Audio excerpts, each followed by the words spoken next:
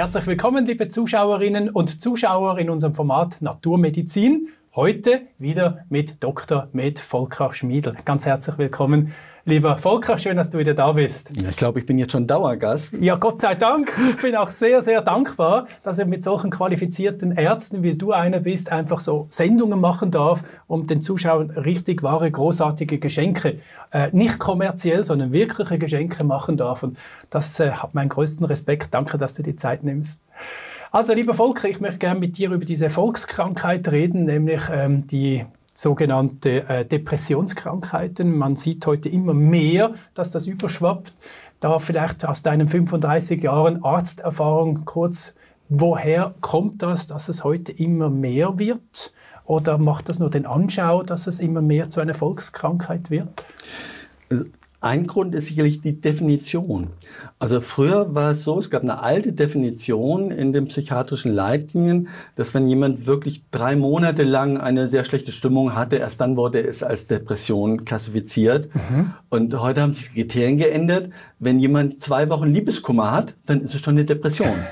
Ja, hallo, okay. 2 Wochen Liebeskummer, das würde ich als normal ansehen. Ja. Es wäre unnormal, wenn es nicht so wäre. Und da wird das krank geschrieben. Das gilt heute schon als behandlungsbedürftig.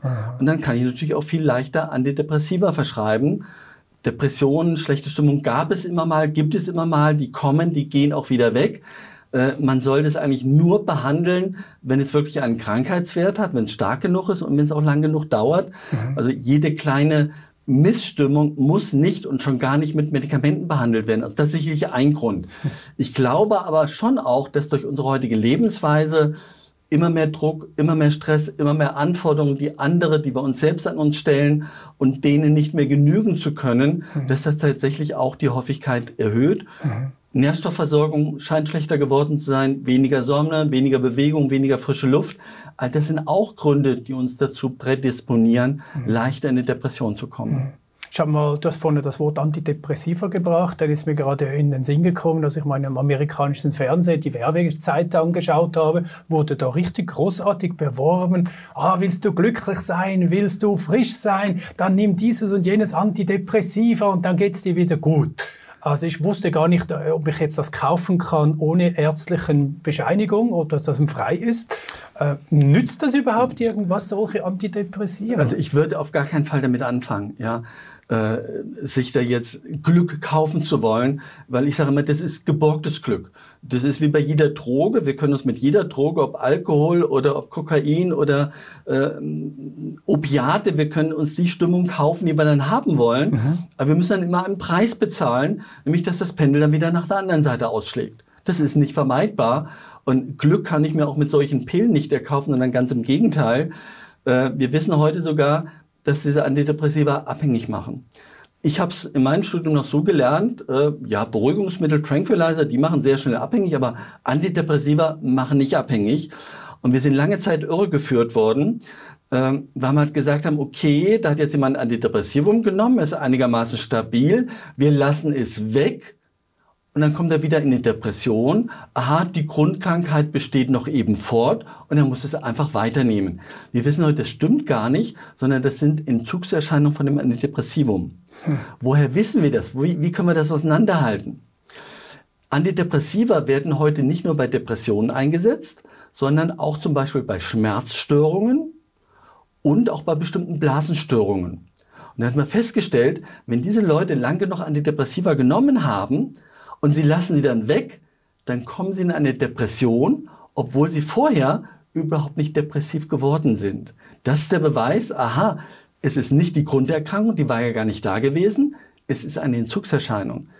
Also mal ebenso ein Antidepressivum, Vorsicht, Vorsicht, Vorsicht. Das sollten wirklich nur Leute nehmen, die eine schwere Depression haben, die wir anders nicht hinkriegen oder die dann möglicherweise sogar selbstmordgefährdet sind, dass man die mal auch ein bisschen sediert mit einem beruhigenden Antidepressivum, um die aus der Krise herauszuführen, aber dann so schnell wie möglich wieder reduzieren oder absetzen. Also Vorsicht, Vorsicht bei den Antidepressiva und wenn es irgendwie geht, eben mit naturkundlichen Medikamenten das behandeln. Jetzt habe ich endlich mal so einen Mahnfinger gesehen und gehört von einem Arzt, weil ich habe das Gefühl, es ist heute so, es wird so schnell alles verteilt, diese Antidepressiva, mal für 2, 3 Monate. Aber wenn du sagst, gibt's auch Nebenwirkungen nebst der Sucht, oder nebst der Abhängigkeit? Ja, massive Nebenwirkungen. Also man kann auch da einfach in den Beipackzettel reinkommen. Die häufigsten Nebenwirkungen der Antidepressiva sind Übergewicht.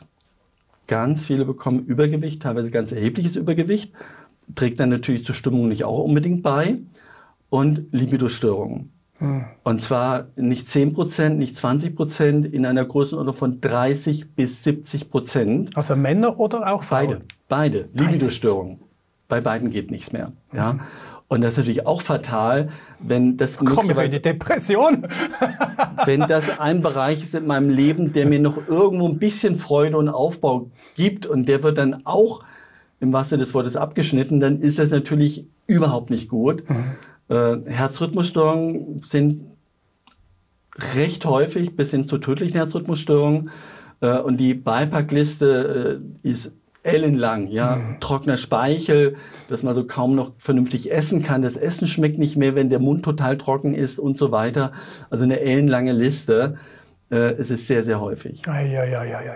Also ich glaube, das Thema können wir gut abhaken. Aber wir haben ja Menschen, die in einer Depression leiden, die wirklich in Energielosigkeit sind, vielleicht auch Burnout gefährdet oder wirklich traurig, kein Leuchten mehr in den Augen. Gibt es hier einen naturheilkundlichen Weg, wo du mit diesem Patienten, mit diesem Menschen beschreitest? Da gibt es viele Wege. Man muss natürlich gucken, gibt es irgendwelche Mangelzustände, die mich da reingebracht haben. Ein Beispiel ist die Schilddrüse. Wenn ich eine Schilddrüsenunterfunktion habe, dann eine typische Nebenwirkung, Lustlosigkeit, Antriebslosigkeit und es kann sehr leicht mit einer Depression verwechselt werden. Ich kann mich erinnern, als ich noch in der ganzheitlichen Klinik in Deutschland gearbeitet habe, die auch eine psychosomatische Abteilung hat, dann war nach dem 12-wöchigen Aufenthalt in der psychosomatischen Klinik war eine Patientin zu mir geschickt worden. Ich soll doch mal nachgucken, ob ich da noch irgendwas finde. Und sie hatte eine massive Schilddrüsenunterfunktion. Und ich habe ihr einfach die Schilddrüsenhormone gegeben. Sie hat mich dann von zu Hause angerufen und hat dann gesagt, nach 4 Wochen war alles weg gewesen. Die 12 Wochen Therapie waren völlig umsonst gewesen. Die hatte nur eine Schilddrüsenunterfunktion. Es ist jetzt selten, dass es mal so eindeutig ist und alleine auf diese Ursache zurückzuführen ist, aber es kommt vor. Also die Schilddrüse sollte immer angeschaut werden und bitte nicht darauf verlassen, dass der Arzt sagt, ja, Ihr Schilddrüsenwert ist normal. Der TSH-Wert sollte bei 1 bis 2 liegen. Der Normwert geht bis 4 und 4 ist schon eine Schilddrüsenunterfunktion. 1 bis 2 muss das TSH sein. Gut. Andere Dinge sind Eisen. Eisen ist ganz wichtig, brauchen wir auch für unsere Energie. Und auch ein Eisenmangel kann unter Umständen mal mit der Depression verwechselt werden. Also haben wir schon 2 ganz wichtige Punkte abgehakt, die sehr leicht zu behandeln sind. Und da müssen wir nur mal gucken, was bleibt von der Depression noch übrig. Für mich ist noch ganz wichtig, Vitamin D, haben wir auch schon mehrfach drüber gesprochen, nicht nur für den Knochen wichtig, nicht nur fürs Immunsystem wichtig, auch für die Stimmung. Pardon. Insbesondere bei den Leuten, die diesen Winterblues angeben. Winterblues. Heißt? Pardon. Also berichten viele Leute, dass sie sagen, ja, so ab, danke. Ja, bitte gerne. So ab November, Dezember, wenn die dunkle Jahreszeit anbricht, dann geht es mir nicht mehr so gut. Habe ich weniger Antrieb, die Stimmung wird schlechter, ich will mich verkriechen. Dann sollte man an Vitamin D-Mangel denken. Vielleicht ist es nur das Vitamin D. Und wenn ich die Speicher auffülle, dann ist die Stimmung auch wieder besser. Also du sprichst jetzt in vielen Dingen eigentlich den körperlichen Mangel an, der zu Depressionen führt. Können es auch psychische, seelische Hintergründe sein, die wirklich den Mensch zermürben? Gibt es natürlich auch, wenn ich Probleme habe, mit denen ich nicht gut fertig werde, am Arbeitsplatz, mit dem Partner, Verlustzustände. Das ist völlig normal. Aber zum Beispiel auch mit der Trauer. Ich habe einen Menschen verloren, der mir sehr nahe stand. Ja, dann darf ich doch auch mal traurig sein. Ja, und ich war früher mal so in der Dritten Weltbewegung gewesen und da wurden also Fälle geschildert von afrikanischen Ländern. Wenn da jemand gestorben war, dann haben die sogenannten Klageweiber, die haben dann 3 Tage Rotz und Wasser geheult. Da wurde geschrien, gebrüllt. Wir Europäer können das kaum anhören. Ja, das ist doch Leid, das muss man doch unterdrücken und da gibt's Medikamente dafür. Nein, die haben 3 Tage wirklich geheult, gebrüllt, dass es nicht auszuhalten ist. Und dann war die Leichenfeier und da wurde gegessen und da wurde getrunken und dann haben wir wieder gelacht. Also man ist richtig in die Trauer reingegangen, aber dann ist irgendwann auch mal gut. Und was machen wir bei uns, unsere Gesellschaft, unsere Lebensweise? Nein, Trauer darf nicht zugelassen werden. Du musst jetzt stark sein. Und wenn es gar nicht geht, dann nimm doch ein Medikament dafür. Das hilft dir doch. Nein, wir dürfen mal traurig sein. Das darf doch mal sein. Und dann kommen wir auch wieder raus. Und es kann manchmal sogar gut sein, richtig in die Trauer reinzugehen und richtig den Tränen freien Lauf zu lassen. Und irgendwann hat man sich dann auch mal ausgeweint. Und dann ist es weg und dann kann man auch wieder ins Leben zurückkehren. Also da müssen wir unsere gesellschaftliche Haltung auch irgendwo ändern, finde ich jedenfalls. Und wenn wir es unterstützen wollen, dann eben mit natürlichen Dingen wie eine gute Vitamin-D-Versorgung oder eben auch eine gute Versorgung mit Omega-3-Fettsäuren. Wir wissen auch, dass die Omega-3-Fettsäuren eine antidepressive Wirkung haben. Ach, erzähl mal mehr darüber. Das habe ich jetzt so noch nie gehört. Ja, du hast bestimmt schon von dem Serotonin gehört. Ja klar, das ist die Vorstufe zu unserem Glückshormon. Unser Glückshormon. Glückshormon, ja. Das ist unser Glückshormon, ja. Oder wird so bezeichnet. Und viele der Antidepressiva wirken ja über den Serotoninhaushalt. Ach. Leider erzwingen sie dann eben da die entsprechenden Wirkungen, aber es wird nicht natürlich reguliert. Wenn ich Omega-3 in genügend hoher Dosis habe, dann kann mein Körper selber viel besser Serotonin bilden. Das ist vermutlich ein Grund, warum Omega-3 antidepressiv wirkt. Ein anderer Grund sind die Cannabinoide. Wir wissen, dass wir in unserem Körper, in unserem Nervensystem Cannabis-Rezeptoren haben. Ja. Darum wirkt ja das Gras, das Cannabis auch bei uns psychotrop. Darum haben wir diese Effekte, weil wir die entsprechenden Rezeptoren dafür haben. Dafür sind wir von der Natur aus angelegt. Als Appetitregulierer, als Stimmungsregulierer und so weiter. Und dann hat man festgestellt, gab es gerade neulich eine sehr interessante Studie, da hat man Leuten, die in einer schweren Depression waren, ein Präparat mit EPA gegeben. EPA ist eine Fettsäure in den maritimen Ölen, die entzündungshemmend wirkt. Man hat einer zweiten Gruppe EPA und DHA gegeben und einer dritten Gruppe hat man nur DHA gegeben. Und dann hat man gemessen einen Stoff, der heißt EPEA. Also nicht EPA, sondern EPEA. Frag mich jetzt bitte nicht, was das heißt. Ich habe den Namen vergessen, der ist so kompliziert, aber das ist eben eines dieser Endokannabinoide. Und da hat man gesehen, in der EPA-Gruppe und in der DHA-Gruppe, in der EPA und in der EPA-DHA-Gruppe ist dieser Wert sehr stark angestiegen. In der DHA-Gruppe alleine nur ein bisschen. Und da hat man gesehen, die EPA-Gruppe und die DHA-Gruppe, die sind nach 12 Wochen in einem großen Prozentsatz, weiß die Zahl nicht mehr, 30 oder 50%, sind die aus der Depression rausgekommen. Und die DHA-Gruppe alleine nicht ganz so viele. Und da hat man statistisch nochmal korreliert den Zusammenhang zwischen dem Anstieg von EPEA und der Remission, also der Fähigkeit aus der Depression rauskommen, hat gesehen, je höher der EPEA-Wert war, desto größer war die Wahrscheinlichkeit, aus der Depression rauszukommen. Wow. Ja. Das würde ja bedeuten, wir sollten eigentlich in solchen Phasen viel mehr EPA zu uns nehmen. Ja, ganz genau. Also ein Fischöl zu nehmen, was überwiegend EPA aufweist.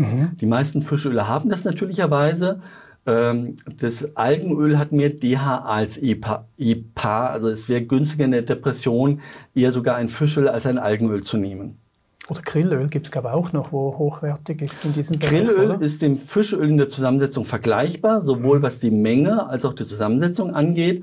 Ich rate trotzdem vom Grillöl ab, nicht weil es schlecht wäre, sondern weil es für die gleiche Menge EPA und DHA einfach 10 bis 20 Mal so viel kostet. Ach so, darum. Okay. Also eine Monatstherapie an Grillöl mit einer suffizienten, guten Dosis kostet 500 Franken im Monat. Ui. Okay. Und eine vernünftige Dose mit einem Fischöl, da ist man mit 30 bis 50 Franken dabei. Ja. Das kann man sich noch leisten. 500 Franken, das muss nicht unbedingt sein. Es wird dann immer wieder gesagt, ja, aber das wirkt besser, das wird besser resorbiert. Ich kenne Studien, die sagen, nein, es wird genau gleich gut resorbiert. Ja. Okay. Also bitte Fischöl, kein Grillöl. Beim Grillöl habe ich nur noch gehört, dass da das Astaxanthin noch drin ist und das eben auch noch so wertvoll sei. Ja, genau, das ist Für mich ist es wertvoll, weil dadurch Placebo-Effekte nochmal verstärkt werden. Aber die tolle rote Farbe, das wirkt nochmal wirkungsverstärkend. Aber die Substanz selber, die hat eine antientzündliche und eine antioxidative Wirkung noch. Ja. Wenn das jetzt jemand unbedingt haben möchte, dann würde ich ihm immer raten, dann besorgt ihr ein gutes Fischöl und besorgt ihr isoliert dann ein gutes Astaxanthin-Präparat. Das kann man ja auch machen, dass man Astaxanthin noch zusätzlich einnimmt, wenn ich es unbedingt haben möchte. Und dann liege ich immer noch preislich viel, viel günstiger als mit dem völlig überteuerten Grillöl. Dann ist das Thema auch mal vom Tisch. Herzlichen Dank auch dafür. Okay, also dann empfehlen wir grundsätzlich den Menschen, wenn sie dazu neigen, in eine Depression zu kommen oder Menschen sehen, meine Frau oder mein Mann ist in einer Depression, die Schilddrüse mal zu kontrollieren, den Eisenwert zu kontrollieren. Eventuell haben wir hier schon die Ursache. D3 zu supplementieren, auf einen gewissen Wert. Du hast immer gesagt, zwischen 100 und 150 Milliwatt. Ja, sehr gut, dass du jetzt die Dosis erwähnst. Ich bin ja immer der große Freund der Messung und des richtigen Levels. Es gibt sogar Hinweise darauf, dass man beim Vitamin D bei Depressionen noch ein bisschen höher gehen müssen. Also da gehe ich nicht auf 100 bis 150, sondern da will ich eher so bei 130, 140, 150, 170. Da will ich also an der oberen Normgrenze um 150 sein.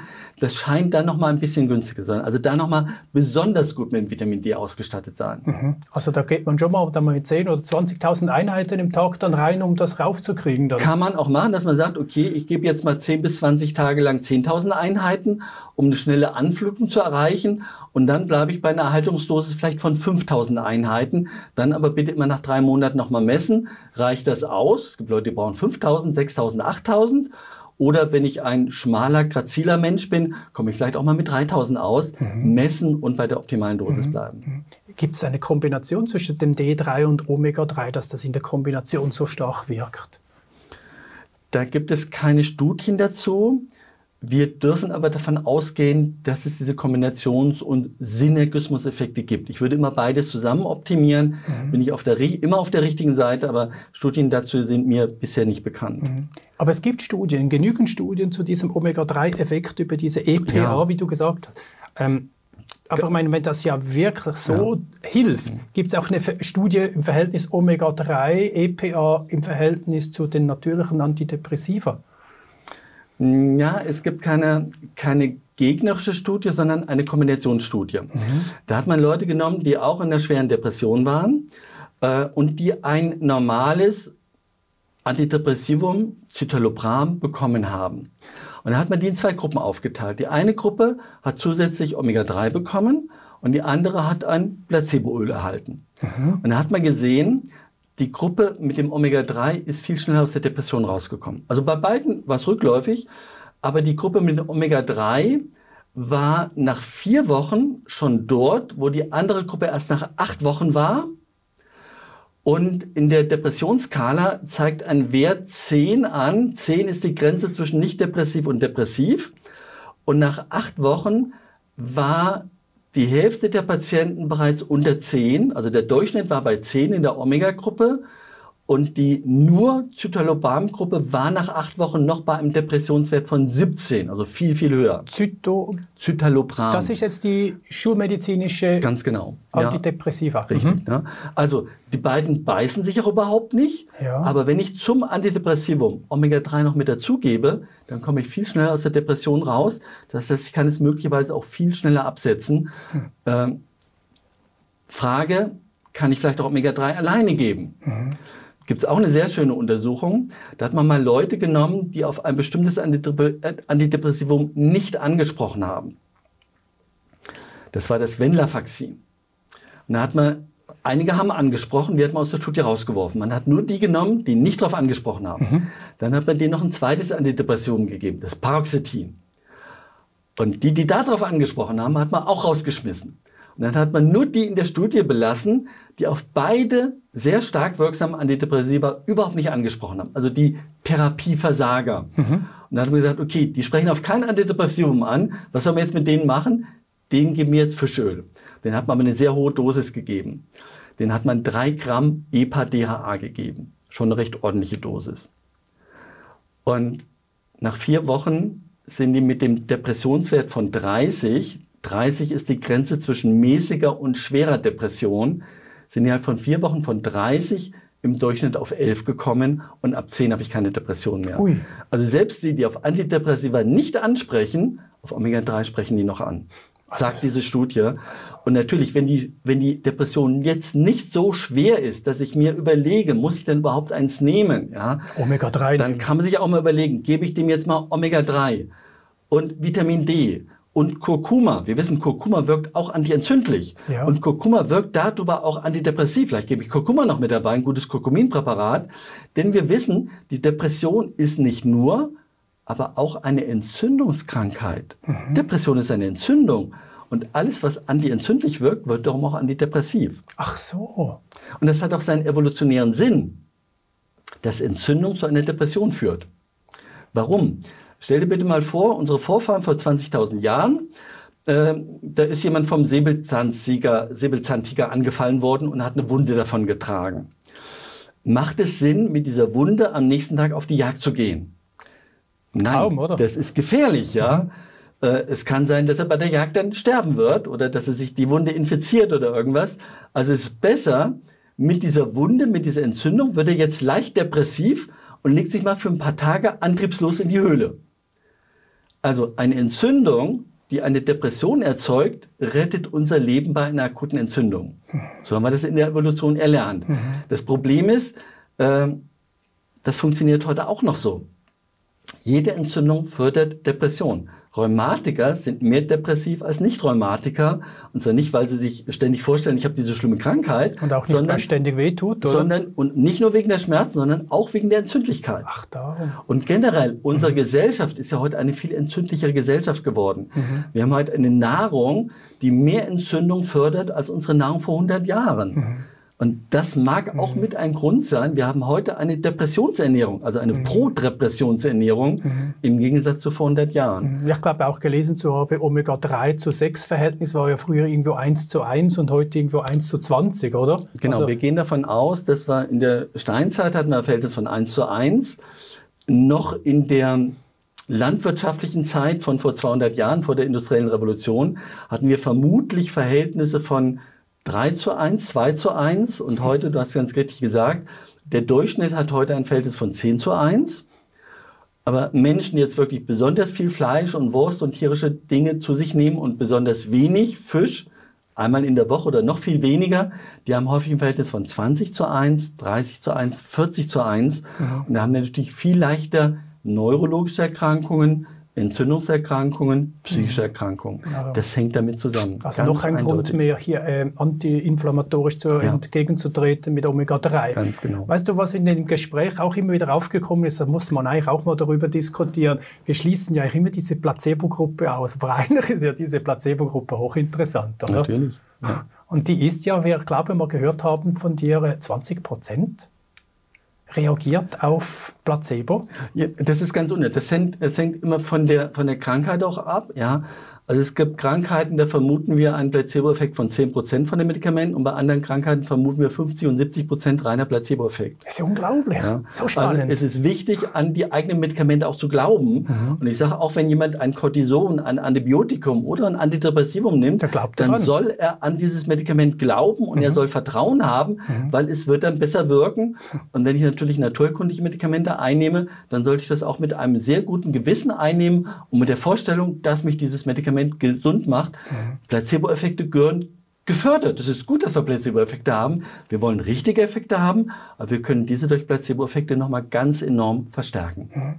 Und genau das ist aber noch viel zu wenig verankert, habe ich das Gefühl, dieses Bewusstsein zu haben, dass wir mitwirken können an Heilungsprozessen über unser Bewusstsein. Und mit diesen großen Prozentzahlen ist es ja eigentlich gigantisch. Ja, also wieder eine sehr wertvolle Sendung mit dir gewesen. Herzlichen Dank, lieber Volker. Zusammenfassend wirklich nochmals messen, Eisenwert zu messen, Schilddrüse messen, D3 und Omega-3 supplementieren und dann hat man eigentlich eine gute Chance, naturheilkundlich aus einer Depression rauszukommen und sehr, sehr kritisch zu bleiben in dem Bereich der Antidepressiva. Wenn man das schon hat, dann nicht einfach absetzen, sondern vielleicht mit Omega-3, D3 zu ergänzen und zu schauen, ob man da mit der Dosis langsam ausschleichen kann. Habe ich das richtig zusammengefasst? Ganz genau. Nochmal zusammenfassen, ich habe gerade eine Empfehlung von amerikanischen Psychiatern gesehen. Die amerikanische psychiatrische Gesellschaft sagt, von psychischen Erkrankungen gefährdete Menschen sollen alle 1 Gramm EPA-DHA nehmen. Und wenn sie schon eine psychische Erkrankung haben, sollten sie 1 bis 9 Gramm, also 9 Gramm ist sehr viel, das habe ich noch nie jemandem gegeben. Ich würde immer sagen 2 Gramm bis 4 Gramm, das sind so meine Dosen. Aber das sagen die amerikanischen psychiatrischen Leitlinien. Patienten mit psychischen Erkrankungen und psychiatrischen Erkrankungen sollen diese Dosen nehmen. Nur ich kenne hier bei uns kaum Psychiater, die das bisher umgesetzt haben. Da können wir noch viel, viel Gutes dazu tun. Ist die Omega-3-Forschung denn in Amerika einfach weiterentwickelt als bei uns? Die Amerikaner sind generell den Nährstoffen gegenüber zugewandter. Also in Europa habe ich immer den Eindruck, wenn die Ärzte von der Hochschule kommen, die richtigen Medikamente, die teuer entwickelt worden sind, 100 Millionen Entwicklungskosten, die müssen noch richtig was bringen. Und das ist ein Vitamin D, was fast nichts kostet, oder so komisches Fischöl oder Zink oder Selen, dass das solche Wirkungen haben soll wie unsere teuren Medikamente. Das können Sie sich nicht vorstellen. Ich glaube, das ist ein mentales Problem, das kann man sich nicht vorstellen. Aber die Studien sagen, nein, das ist genauso wirksam und es ergänzt die anderen Dinge sehr, sehr gut. Herzlichen Dank, lieber Volker. Liebe Zuschauerinnen und Zuschauer, ich möchte dem nichts mehr anfügen, wünsche Ihnen alles Gute, beste Gesundheit und danke fürs Zuschauen. Auf Wiedersehen miteinander.